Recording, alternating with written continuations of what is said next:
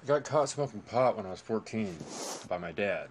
You didn't get caught doing things by my mom. She either did them with you, was doing worse when you weren't around, or just didn't care. Or not that she didn't care, she was interested. She'd get involved, but she didn't mind it.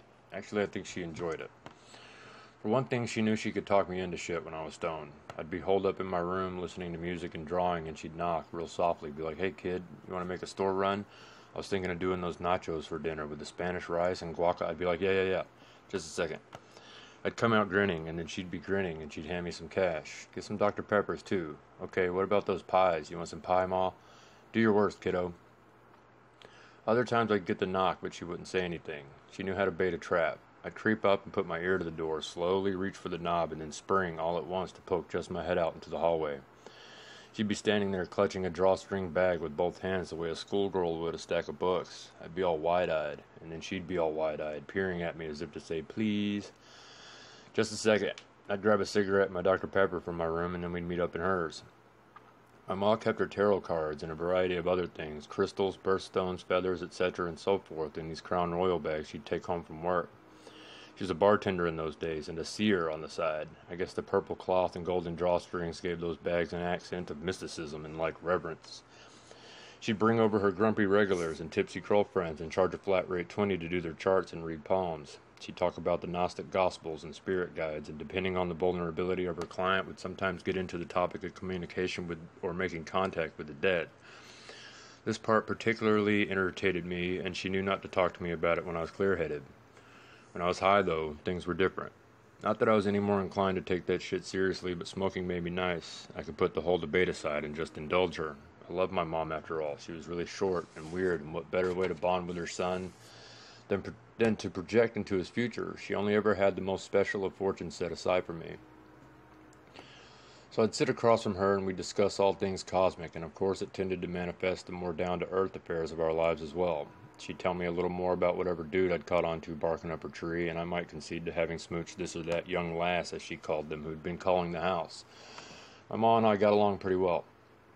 I lived with my dad, though. I was allowed only visits to my mother's during summer months. One of those glorious summers, the summer of '95, I was introduced to what I'd discover later was known as a community space. CYAC, Citizen Youth Action Coalition, was the name of ours. It was a hangout, a music venue, and a fucking free-for-all to kids and better people of the very small town I grew a lot up in. It had been there that I learned about smoking pot. It had been there that I learned about pot, about girls, about movie nights, live music, zines, flyers, dancing, dumpster diving, air hockey, foursquare, the Wakes. I came to life and even learned to give a fuck about other people's. I remember one night a homeless man was asleep on the bench outside as we were closing up. Each of us there before leaving took turns sneaking dollar bills and cigarettes and just messages on napkins of affection and good tidings into the many layers of his clothing so that he might wake to a slightly warmer place than he'd put himself to bed in. This kind of thing was the norm. We'd run around, literally run around town all night some nights. We'd bring kazoos and maracas and buckets, and somebody would sing. I'd mostly just dance, for the people still in the parks or just for ourselves in the lit-up storefronts like stages, and maybe we would all watch the sunrise. Maybe we'd go to Waffle House afterward, and someone would write "great job" with their leftover hash browns and stack our plates with that one on top for the server to see. We'd tip fat as hell and laugh about it, and maybe a lot of it was our parents' money, but it didn't matter because it was truly the thought that counted. To make a long story just a little bit shorter, I went back to my dad's that fall a different person. Right away the change was apparent. My friends there sucked. My dad and his second wife, my ma not being the first, they never married, but he and this next stepmother had nudged out a spot for themselves in a long line of suckers waiting around to be somebody's.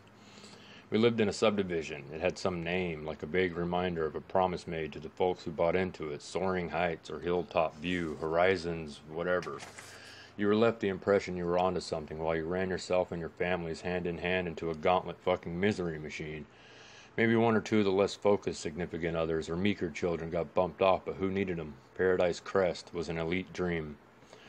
My friends all had these houses too. They went around to each other as gathering so-called wild oats to sow back into this sterile fucking lifestyle that had planted its big white ass on top of real lives. Of course I didn't have the words for this at the time. We could try to imagine me guruing up and down the streets to loosely quote Nick Cave, but again, I was 14. The only enlightening I could do was to show you I didn't like you very much. I hated my dad. I had no respect for him or his bullshit wife, but this didn't strike anyone as odd. Troubled teens were a dime a dozen, and by the sometimes beauty of hindsight, I can see that I wanted to get caught, if only to set my change aside. See what I did there? So I started taking little bits at a time. Pinching it was called, or was in the 90s, from a quarter sack of weed my parentals kept locked in a black leather briefcase under their bed.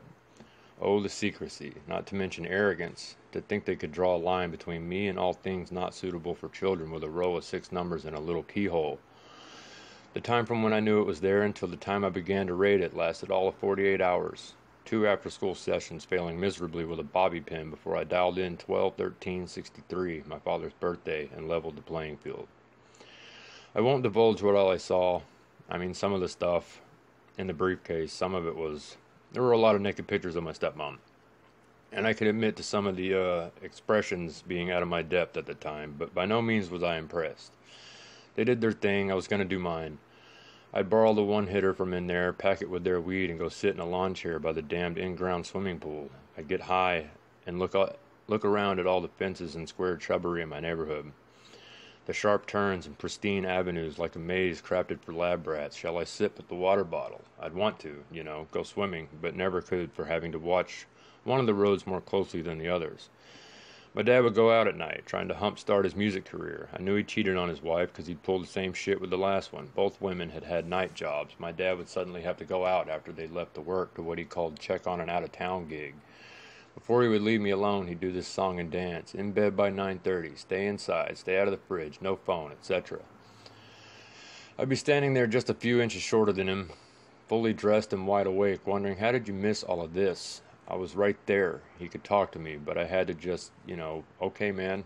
Yeah, I was going to turn in early anyway. There really isn't anything I can do here. He'd drive away and I'd spend an evening stuck at home about the way anyone with reasonable integrity would. I mean, it was fucking boring. And I wasn't calling friends over because to what? Watch us segregate ourselves, boy from girl, the way we learned in school? Or be bold, be daring enough to venture a thought about some new pubic hair or fucking Rancid CD with a bit of adult content? I'd spent time that summer with a girl in a tent that she lived in. I was there on laundry day when she tore off an Op Ivy shirt that she'd made to wash it, her bra, her jeans, in a bucket. She brandished more armpit hair than I had, and yes, it was exciting, but she used my undivided attention not to flaunt her tits, but to teach me stick and poke tattoos. I picked up quickly. She had me do one on her back of a wagon wheel, and it was like that, the shit that would last forever. So my dad came home one night shortly after leaving. I'd only just sat down by the damn pool with the pot and all when I saw his car come flying over the hill. I got inside just a second before he made the driveway and started to book it through the basement to get as far as possible from the door he always came in through. I got half up the stairs and heard bam, bam, bam. What the fuck? Oh my. And again, he just pounded at the door, shaking the whole house, it seemed. Had he seen me? Was he that pissed? But why not just open the fucking... What the hell was happening? I hurried over to the door. It was doomed, but I was panicking. I fumbled and fluttered at the deadbolt, but Annie fell and zoomed right past me. Forgot my keys, he said. This was like when a cop with sirens wailing and on your ass just speeds by as you go to pull over, only times 10. I wasn't even old enough to drive. I was super stoned and my dad was such an asshole. I turned to sort of follow him up the stairs, but veered at the top to go way away from the direction he'd gone, but he stopped me cold with a single word shot down at me through the hallway to his bedroom. Eric. Pause. Come here, son. I stepped into the hall. The plush carpet sank with each step along with the feeling in my stomach. Then over the threshold of His Majesty's chambers it intensified insanely like I was somehow walking on my own balls. I stood in front of him ready to puke and could feel the overhead light burning my scalp. He had this broad mirror that lined the wall behind his bed. I kept catching glances of my own reddened face in it and struggled desperately not to imagine what else had been witnessed there. I mean, I'd been inside the briefcase. That, as it turned out, was precisely the reason for this grilling. My dad just let me squirm. He didn't say anything. He pulled out the case, though, and had it strewn open at her feet to elaborate how especially I'd fucked up. I took a long look at it. I welcomed any distraction from that mirror. When I faced my father again, he had a little smile on the corner of his mouth. In that moment, where I'd been stripped bare of all dignity, and was terrified, defenseless, and could find no place within by which to connect with him personally, it was there that he found something to lighten his heart. He was amused, and he'd show mercy. Go to bed, he said. We'll deal with you in the morning. This was letting me off the hook, instilling in me a sense of death row, welcoming welcoming me to make one out of the sanctuary of my own bedroom, until, of course, the bell tolled.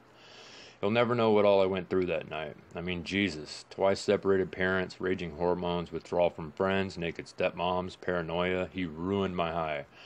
I'd spend the night and into morning with like the processes of grief or whatever. Fear, denial, acceptance, sorrow, and back again to fear before it finally worked itself into a hardened contempt and just anger. Fuck him was all I had left. I was sick of it. So the next day at breakfast, he'd set the table and the stage for the big drama in which he'd play the role of judge, residing over all things me. He got about 4 sentences into it with a "here's what's going to happen now" tone when I said no to all that. I'm leaving.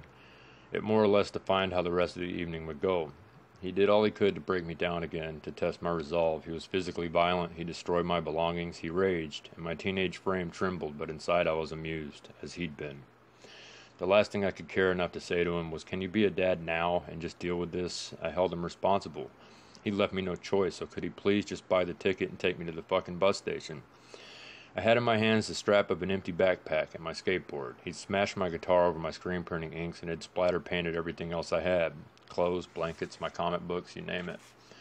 I had to wait a while. By the same thunderous downstairs door that had harbored such an ill will toward me, it promised freedom now. "I'm here, kid. Just step through." My dad finally calmed down, only 12 hours or so since the tantrum had started. We got to the bus station at midnight, and he walked me all the way to outside the gate, still gloating that he'd called me on a bluff. When I boarded, I took a seat by the window, politely tucked my skateboard beneath the chair, and folded my bag into my lap. As the hydraulics hissed and the engine revved, I looked out at my dad. He'd teared up. He was proud of me. I thought, this is mine. Looked at that, looked away, and that was it. Our herald goodbye. The next afternoon, I called my mom from a payphone in the very small town I grew a lot up in. My dad nor his wife had given her any heads up that I was coming, let me truly crash land on her meager doorstep. I told her everything. She listened patiently, and when I'd sucked it up, she said, "Okay, kiddo, I'll be there in 10.